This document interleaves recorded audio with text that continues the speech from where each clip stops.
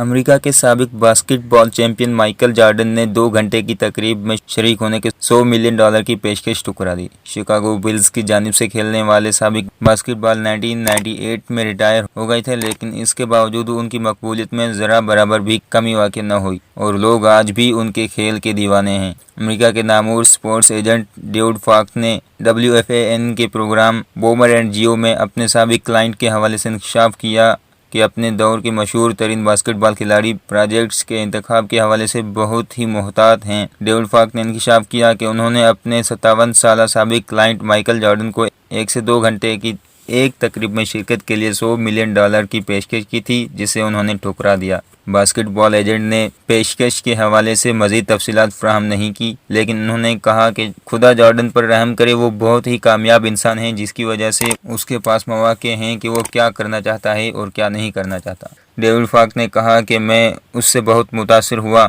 کہ وہ اپنے نام سے جڑے کسی بھی پروجیکٹ میں شمولیت کے حوالے سے بہت ہی زیادہ احتیاط سے کام لیتا ہے۔ یاد رہے کہ گزشتہ ماہ ہی ESPN نے اسپورٹس کی دنیا کے ایک تاریخ ساز کھلاڑی مائیکل جارڈن کی زندگی پر مبنی ڈاکیومنٹری دی لاسٹ ڈانس کی سیریز کا آغاز کیا تھا، جو 17 مئی تک جاری رہے گی۔